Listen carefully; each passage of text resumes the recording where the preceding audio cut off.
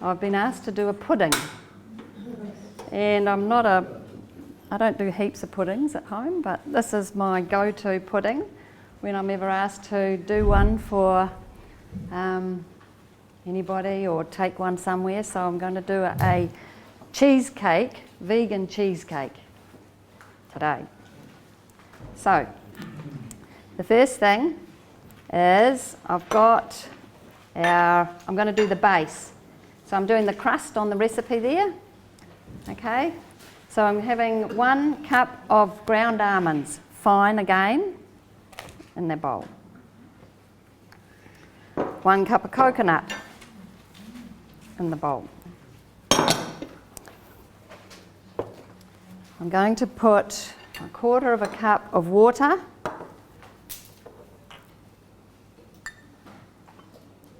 Yeah, and that. And I'm going to put into that, not this, I'm going to put some maple syrup. Now you can use honey. Maple syrup is always my go-to. I've actually got 3 beehives, and predominantly my bees collect Kanuka and Manuka honey, and it is terribly strong. And so that sort of honey in a recipe like this will absolutely overpower and, yeah, just be not very pleasant. So I go with maple syrup with something like this. If you've got a nice mild honey, that'd be fine. Okay, so that's that. And just 1/4 teaspoon of salt, just to bring out the flavour a wee bit. This is going to be my base. That's a little bit, that's it. Now I'm going to put in that the wet into the dry. Just get that mixed in. And get this mixed around.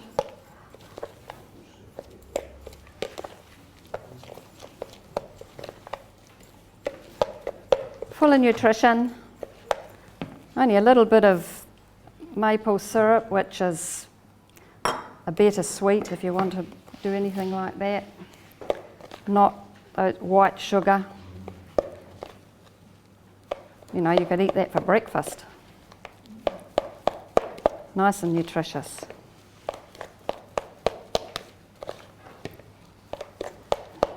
Right, that's just about right. And I'm going to press that into my prepared dish. And then I'm going to put it in the oven, and it's going to be baked until it's just a golden brown, and it will toast the nuts and the coconut, and it make it nice and tasty. So pop it in here and press it in. I'll only use my fingers here, really just because I can't reach with my toes. Pop that in here.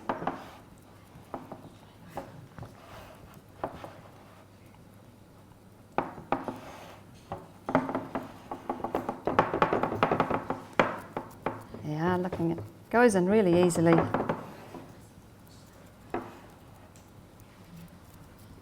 And you'd probably find just a moderate oven, only for about 15 minutes, maybe 20. You want it just like that. You want it just a golden brown, don't want it burnt. If you're using honey, you have to be really careful that you don't burn it, because honey burns really quickly. Right, so that's going to be going in the oven for about 15 to 20 minutes. It depends on your oven, how long it will take. Right. Now, next thing, I'm going to do the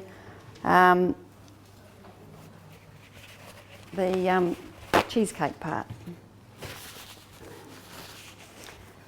And I've got, next bit.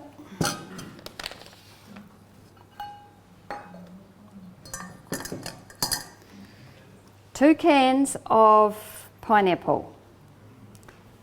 And I'm going to strain these because I noticed that some of the cans have got more juice than others. And I want to have 2 cups of this juice out of the cans. So I'm going to strain that. Whoops. Just get that out. And put those in my blender. That in my blender. Ooh, it's a bit tricky. Number 1. And number 2.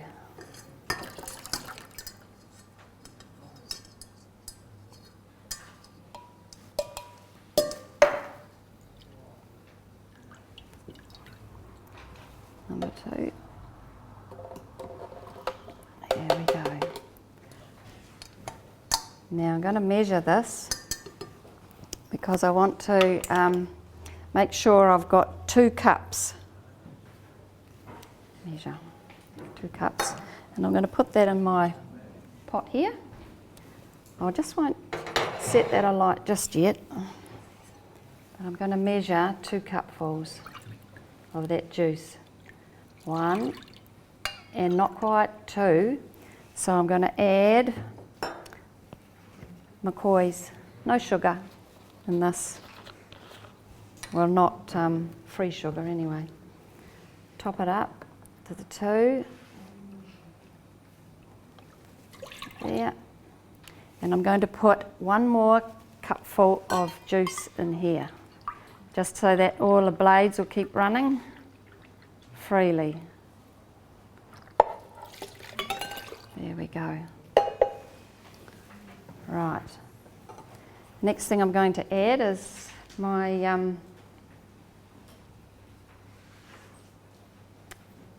maple syrup. Quarter of a cup, and that can go in there.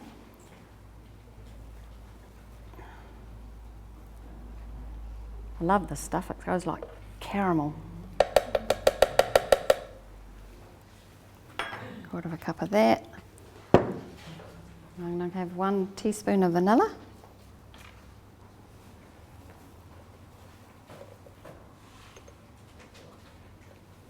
That's that.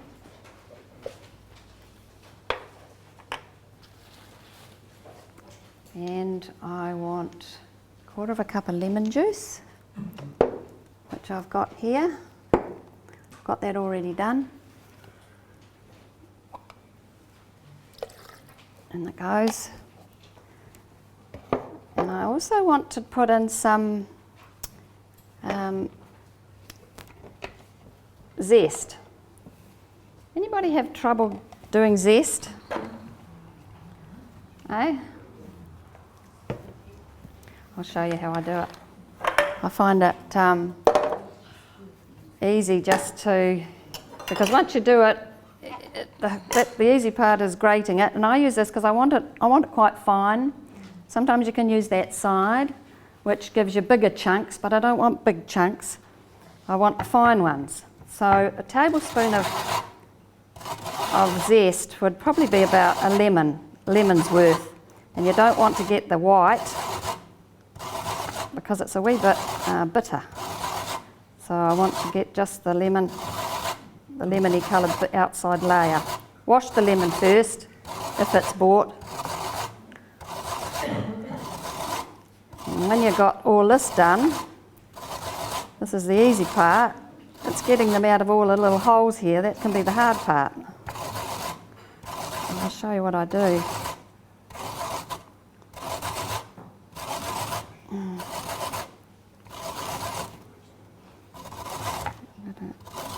There.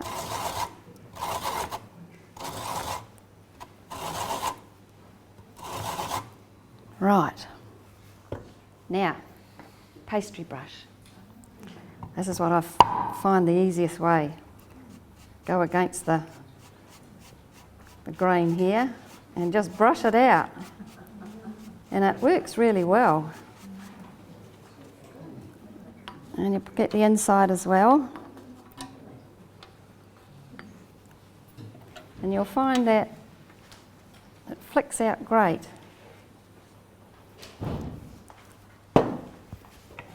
And you end up with about a tablespoon.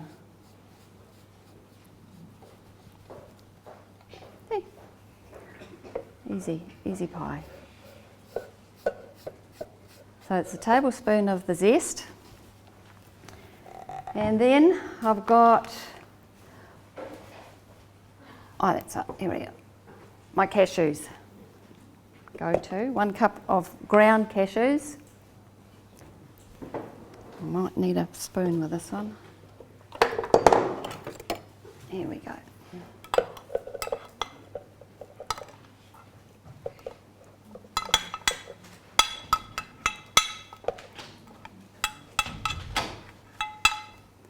That, and a half a cup, I think it's a half, isn't it? Yep, that's right, cornflour.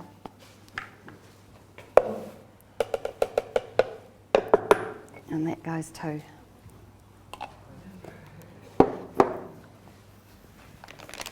Tiny bit of salt. You don't need much. It'll just help the flavour a wee bit come out. Add a quarter of a teaspoon. No, that's not coming out very well.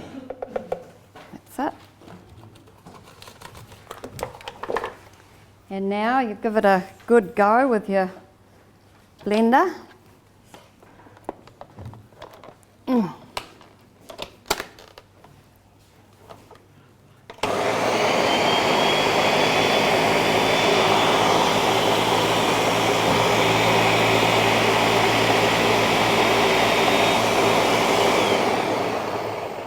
Just knock down the edges a wee bit.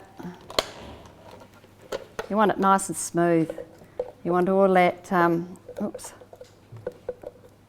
all that pineapple nice and smooth and blended in really well.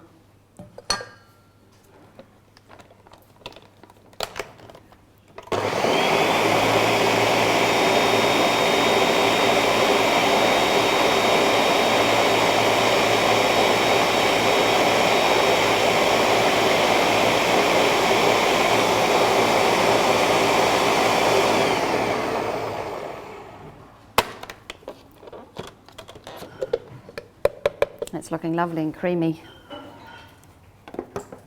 Now into our pot. Just going to get that warming a wee bit. And what we're going to do is heat it until it is thick. And what I mean by thick, and I haven't got time to get it to that stage today, but thick enough to, you've seen the mud pools at Rotorua? You know how they sort of go plop, plop? That's how thick you want it. You want it really thick. And then when you've got it thick, by that time your base is done in the oven, and you can pour it straight on, even if it's hot. Everything's hot. And then you let it cool off, put it in your fridge, if you can, overnight. And it'll be lovely and thick. You'll see today you can slice it the next day, nice and thick. And you can put your topping on. We're going to have a topping put on it today, and you'll be able to see that. I'm not going to bore you probably. I'll just do a little bit of the stirring here. But I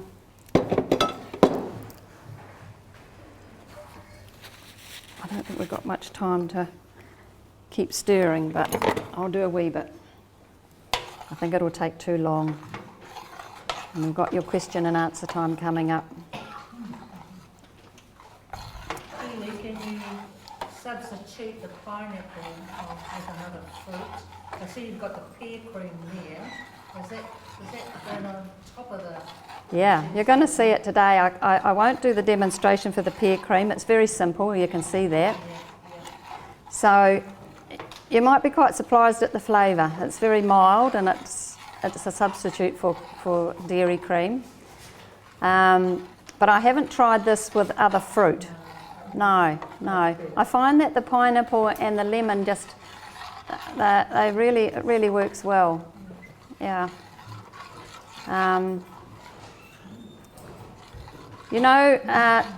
Just while I'm trying to stir this and take up a bit of time, digestion starts in the mouth, don't you?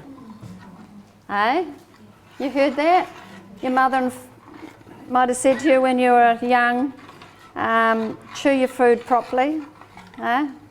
I remember Mum telling me that. I must have gulped my food.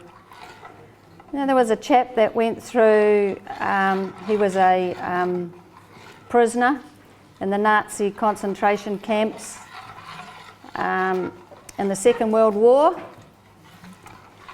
And you know that they were on starvation rations in those camps, eh? And he decided to chew his food, each mouthful, over 100 times. I think he was probably trying to make it last a bit longer, eh? Well, he found over a bit of time, his name was Leo, I can't pronounce his second name. Over a bit of time, he found that he felt warmer and he felt a bit stronger. So he decided to tell the other guys in the barracks that he was in, and most of them poo-hooed it, but 2 of them decided to give it a try, and they found the same. At the end of the war, there was only 3 in his barracks still alive, and it was those 3 that had chewed the food over 100 times per mouthful. There was a study done with the same amount of food with 3 groups of people. One group was told to chew the food 10 times, and another group was told to chew the food 25 times, and the third group was told to chew 40 times. And at the end of the survey, they found that the people that chewed their food 40 times had far more nutrients. They had digested far more nutrients. Don't ask me how they figured that out. Probably in their blood. But that's what they found. And the least nutrients were with the people that chewed the 10 times. So your mother was right, eh? You should chew your food well. Digestion, you know, people say that we are what we eat, but you could also add to that, we are what we digest. And another thing with your chewing, it actually helps to strengthen your teeth. No good if you've got false teeth, it won't work. But if you've, they say that there is minerals in your saliva, calcium and others. And when you chew your food really well, you're coating your teeth with these good minerals. Okay, well this is going to take a little bit longer to thicken, so I'll have to continue this in the back there. But you'll see the finished product. All right. Okay. I'm just going to, once that's thick like mud, I'm going to pour it into the shell.